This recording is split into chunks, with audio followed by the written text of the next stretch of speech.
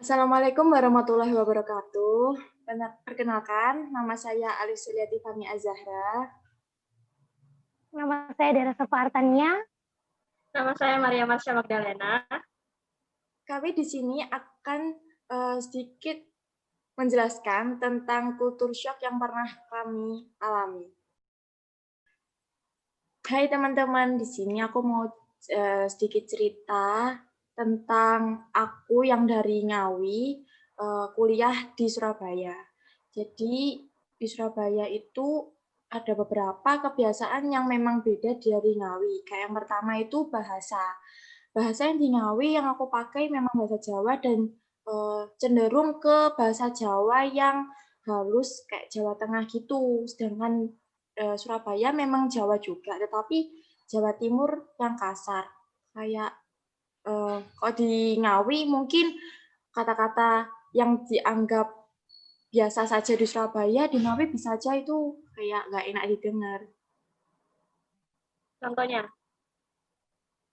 Ya kayak yang bahasa-bahasa yang sebenarnya nggak boleh dibilang, itu bahasa gaul gitu ya? Ya, bahasa-bahasa Surabaya yang umum sebenarnya. Tapi aku kayak nggak kebiasaan dengernya. Emang kenapa ya itu? Sempet ini nggak? Sempet kayak ngerasa minder gitu ngomongnya. Soalnya ngomongnya pada ngegas, kasar-kasar gitu. Terus kamu jadi kayak minder gitu. Iya sih, yang pertama-pertama itu ngerasanya ya emang minder, terus kayak rasanya pengen mending nggak bicara daripada aku harus bicara, terus kayak kalah gitu loh aku ngomongnya, karena ya udah aku kayak ya mending diam aja daripada aku ngomong, terus dengerin mereka ngomong malah rasanya tuh kayak aku kayak rasa diserang gitu loh. Nah, dan itu kadang juga aku nangkepnya beda pengertian, kayak mungkin biasa aja di Surabaya, tapi bisa aja di aku kayak bikin sakit hati, gitu-gitu. Jadi kesannya kayak lebih kasar ya? Ya, kasar. Lebih kasar dan lebih menusuk. Ya, bisa jadi kayak gitu. Berapa lama kira-kira kamu bisa adaptasi sama hal-hal itu? Cara bicara lebih tepatnya.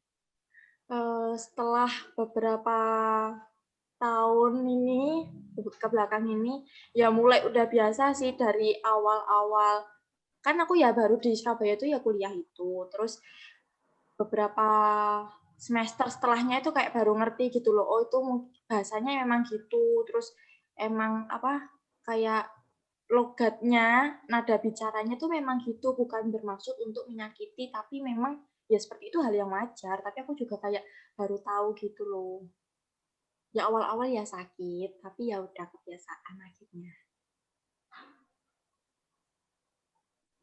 Apa kamu jadi ikutan kayak apa namanya, misalnya menyesuaikan bicaranya seperti orang yang ada di Surabaya, atau kamu tetap ya udah aku ngomong ya kayak gini gitu, kayak tetap ikut bahasamu seperti biasa gitu, atau menyesuaikan bahasanya sama kita kita yang anak Surabaya ini?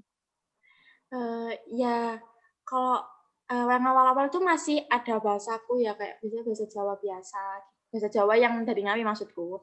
Tapi untuk makin ke sini, makin kebiasaan ngomong sama anak Surabaya, kebiasaan juga ngomong sama teman-teman, itu buat akhirnya aku mulai ini nih, apa kayak terbiasa ngomong, "Iya sih," gitu-gitu loh, "Iya ta," kayak gitu-gitu. Akhirnya kan bahasa Jawaku yang dari Ngawi itu ya sedikit demi sedikit akan ya berubah jadi kayak gitu akhirnya, karena kebiasaan kayak gitu, ke Ngawi pun kadang tuh aku masih bawa logat-logat itu gitu loh.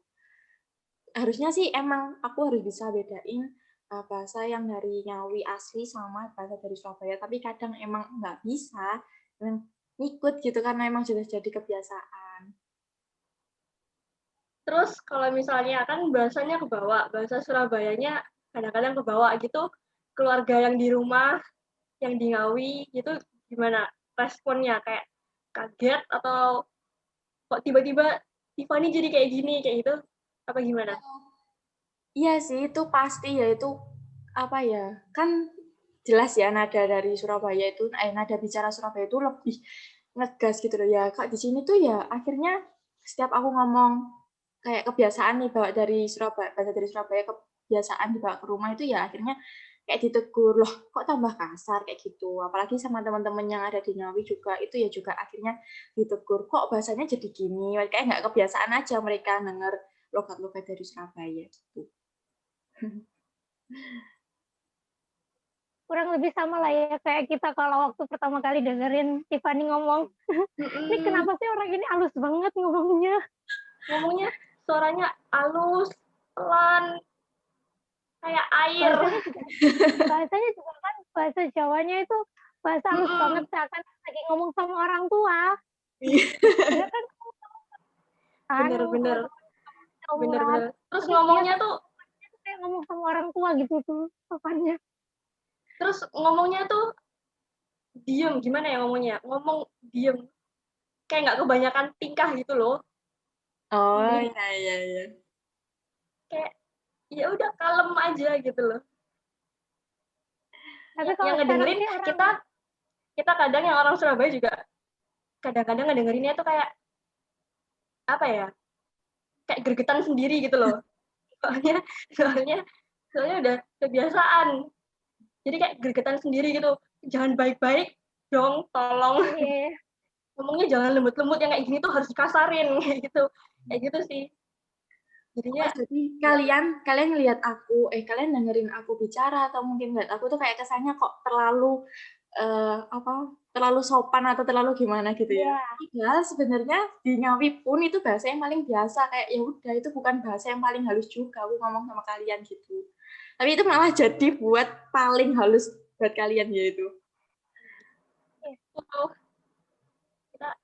Kita ngegas soalnya.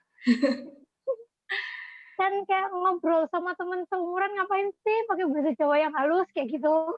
Bener banget. Setelah yang pertama kali dipikir kalau dengerin kamu ngomong gitu. Tapi makin kesini sih kalau orang nggak tahu dia dari Ngawi ya dikiranya orang Surabaya ya. Karena udah kelamaan berteman sama orang-orang kayak kita, Dar. Iya. Udah baik. Jadi di sini kita bertiga ini sama-sama ngerasain culture shock ya. Sekarang gitu dia kaget ngeliat kita kaget ngeliat dia. Jadi ini culture shock yang kita alami ya. Kita culture shock-nya itu dari bahasa. Selain bahasa, Tiff. Apa kan ya? Ngawi kan lebih dekat ke Jawa Tengah. Ya. Nah, gimana tuh bedanya kayak kebiasaannya atau ya selain bahasa lah. Soalnya kan Jawa Tengah sama Jawa Timur bedanya lumayan. Ya. Kan ya karena Ngawi itu perbatasannya dari Jawa Tengah ke Jawa Timur itu. Terus aku tuh dari Ngawi tuh lebih kental ke Jawa Tengah daripada yang Jawa Timur. Terus buat ini sih, kayaknya kalau di Surabaya aku nggak pernah tahu ya kayak adat istiadat apa gitu yang masih dilakuin gitu loh. Sedangkan di Ngawi itu masih kental sama adat istiadatnya. Mungkin kayak ya simpelnya sih kayak bersih desa. Aku nggak pernah, kayak sejauh ini aku belum pernah dengar teman-temanku dari Surabaya cerita tentang bersih desa kayak gitu. Sedangkan di Ngawi itu masih ada, setiap tahunnya itu pun masih ada gitu. Dan adat-adat lainnya, itu gimana kalau di Surabaya? Di Surabaya udah modernisasi kali ya, jadi bersih desa pun hampir nggak ada kecuali gotong royong waktu 17-an. Oh, iya. Itu pun juga tergantung desanya, tergantung RT-nya mungkin. Bahkan. Tergantung wilayah tempat tinggalnya. Gitu. Benar. Mungkin juga karena kan Surabaya itu kota besar gitu ya. Jadi yang tinggal di Surabaya itu dari berbagai macam daerah gitu. Jadi nggak netap satu gitu. Jadi mungkin agak susah ya kalau ngumpulin orang yang adatnya sama, ngelakuin kebiasaan yang sama gitu. Kalau nggak benar-benar di satu perkumpulan gitu. Kalau di satu perkumpulan mungkin mereka bisa mengadakan sendiri. Entah itu misal kayak nyepi, perayaan nyepi atau apa. Itu mungkin ada.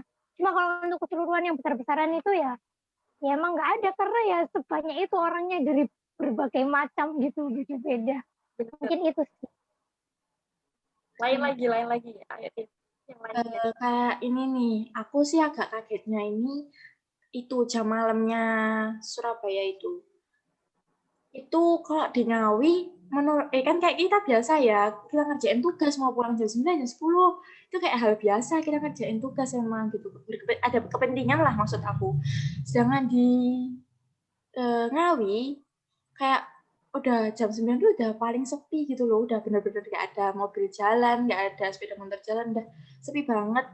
Aku mulai dari sore maghrib sekitar itu tuh udah kayak ya udah ayo waktunya pulang gitu. Sedangkan kalau di Surabaya kayak semakin malam itu malah makin ramai ya menurutku. Iya sih.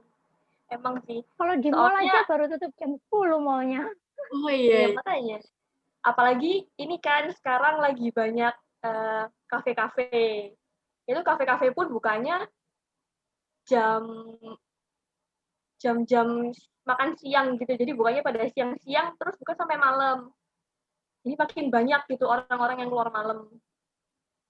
Jadi itu sebenarnya hal biasa banget di Surabaya, bukannya kayak yang pandangannya orang gimana, tapi emang udah biasa. Iya, Iya sih, biasa banget. Jadi keluar biasa jam banget. 10 itu mungkin belum malam menurut orang-orang Surabaya. Terus Jam buat 10 kalian tuh sendiri, kurang malam. terus buat kalian sendiri, kan kalau misalnya aku nih juga di Ngawi, mungkin jam sore itu aku udah dicariin, kayak gitu, udah disuruh pulang gitu. Kalau kalian mungkin ada batasan sendiri nggak kayak gitu? Buat di Surabaya nih. Darah yuk. Aku sih ada ya. mungkin itu tergantung sama orang tua masing-masing kali ya.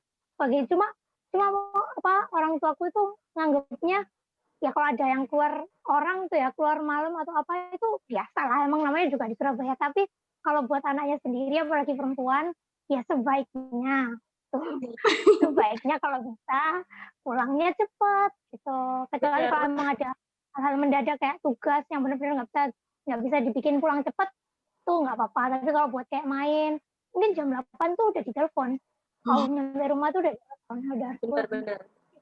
Jadi emang tergantung orang tua sih ya. Jadi kalau aku malah malah ibuku bilang mendingan nginep aja di rumah teman daripada harus pulang malam-malam gitu sih. Cuma kalau misalnya pulang malam sebelum jam 11 pun aku masih bisa pulang, soalnya jalannya juga nggak yang sepi nggak ada Bener ya, orang emang gitu. jalannya sih nggak sesepi itu ya kalau jalannya. Iya.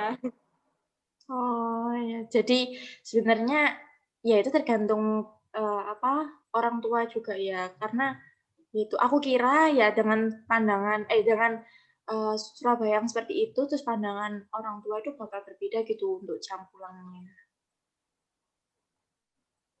Kalau pandangan ke orang sih mungkin ya udah gitu, ya udah wajar. Tapi kalau untuk anak sendiri ya adalah perbedaan. Iya, iya. Iya sih. Terus kitanya juga bodo amat mungkin ya sama pandangan orang yang di Surabaya mungkin kayak gitu. Lebih bodo amat sama kata orang, sama kata tetangga Ya. atau gimana Kalau lah. di Surabaya itu kelihatannya orangnya akrab, tapi mungkin kalau untuk pemikiran mereka ngerasa kayak ya udah ini aku gitu, aku nggak akan mikirin kamu nggak usah mikirin aku, kayaknya sih gitu ya. Itu kalau aku Bener. yang 21 tahun di Surabaya. Bener. Kayak gitu sih. Kalau kelihatan kalau misal kayak orang di desa gitu kan kayak anggapannya satu sakit ngerasain sakit semua gitu ya kalau misalnya dalam satu desa gitu. Kalau di sini mungkin ya kalau nggak ada omongan sebelumnya mau jenguk bareng atau apa itu kayaknya nggak akan ada yang tahu deh kalau tetangganya sakit. Gitu deh kayaknya ya. Oh jadi Entah itu di rumah aku Surabaya. atau Marsha juga merasakan itu, aku juga nggak tahu ya. Oh, Kayaknya sih merasakan ya. iya. Jadi di Surabaya itu kayak ya udah kepentinganku gitu ya. Ya. Iya sih Kalau emang lebih itu kayak gitu. nggak ada tahu sebelumnya ya, kalau nggak ada tahu sebelumnya ya udah. Oh, Tapi kalau misalnya udah tahu gitu langsung jadi bahan pembicaraan berbulan-bulan mungkin. Ya begitulah. Bisa. Ya udah teman-teman, itu tadi cerita tentang kultur shock yang mungkin kita pernah alami ya kan, yang tadi yang Ngawi sama Surabaya. Masing-masing kita alami tadi ya Ya, kan. terus ini yang aku alami juga. Ya udah, sekian. Makasih. Assalamualaikum warahmatullahi wabarakatuh. Waalaikumsalam. Dadah. Kita cerita lagi ya kapan-kapan. Iya, pasti. Dadah. Oke, jadi sekian video kali ini tentang pengalaman culture shock yang kita alami. Terima kasih sudah menonton. Assalamualaikum warahmatullahi Assalamualaikum wabarakatuh. warahmatullahi wabarakatuh.